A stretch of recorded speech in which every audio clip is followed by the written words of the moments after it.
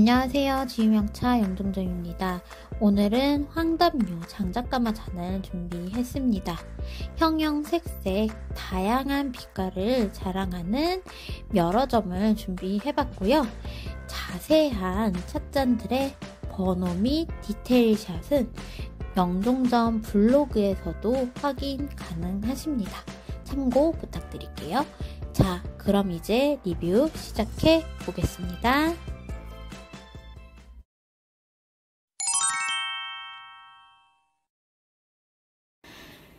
황담요 무궁화 찻잔입니다. 우선 진사와 백자잔을 보여드리는데요. 두 잔 모두 유광에 반짝반짝 빛나는 찻잔입니다.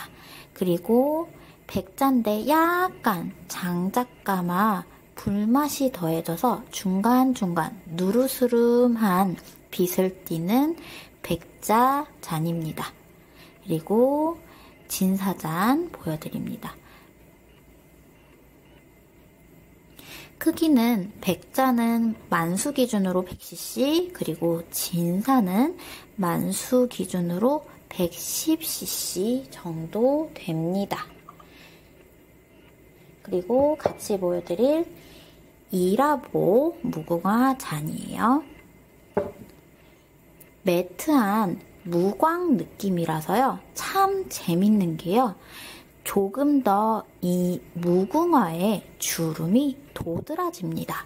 그래서 입술에 닿는 느낌이, 촉감이 조금 더 선명합니다. 그래서 이런 디테일한 부분들이 살아있는 황담잔이고요. 같은 만수 기준으로 110cc 정도 됩니다.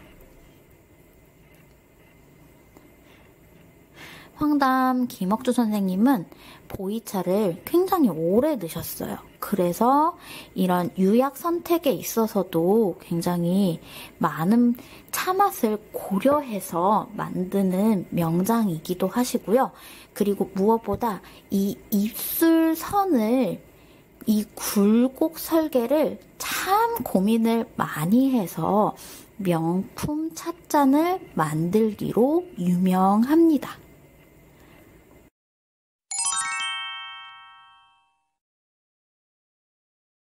이어서 정우잔 형태로 넘어가겠습니다. 귀알잔인데요.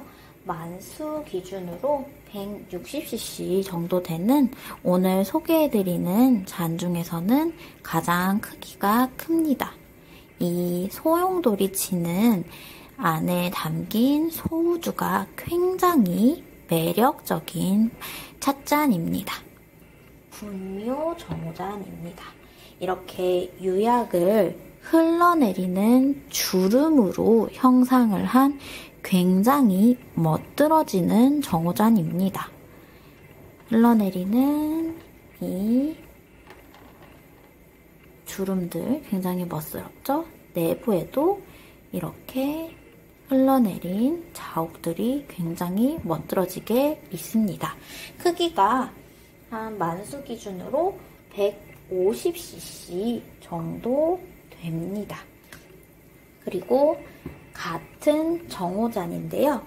굉장히 군더더기 없이 깔끔한 형태의 정우잔입니다. 굉장히 단정하고요. 질박한 느낌의 스탠다드한 형태의 정우잔입니다. 만수 기준으로는 크기가 한 120cc 정도 돼요. 조금 작아졌죠? 그리고 설경잔입니다. 같은 120cc 정도 되는 찻잔인데요. 눈이 내린 이 설산에 그 흘러내린 눈자욱이 연상이 되는 굉장히 멋들어지는 황담 선생님의 대표 찻잔이라고 할 수 있겠습니다.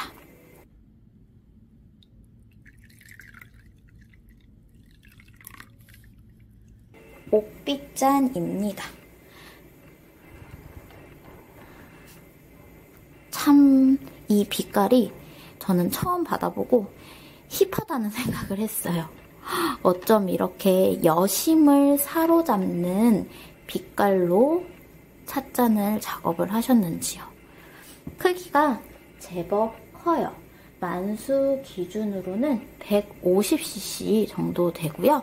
그리고 이런 찻잔들은 다 각각의 매력이 다르다 보니까요.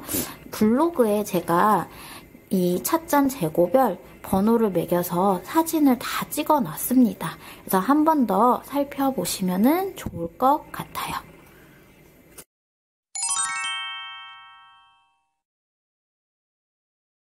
이어서 입술잔입니다. 입술잔은 이 입술에 닿는 온폭 들어간 이 입술 라인이 참 매력적인 잔이라고 할 수 있겠습니다. 진사와 천목인데요.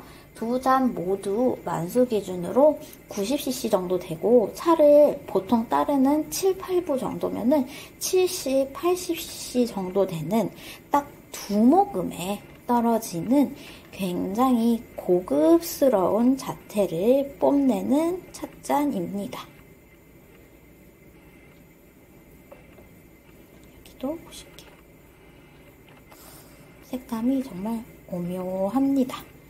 그리고 마지막으로 보여드릴 찻잔이 어소한 축소잔이에요. 짜잔! 오묘합니다. 이 잔도 아래 바닥에 이렇게 보이시죠?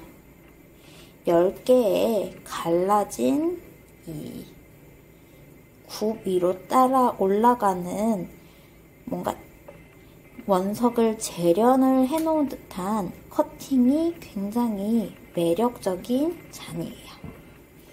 크기가 생각보다 큽니다. 만수 기준으로 100cc 정도 되고요.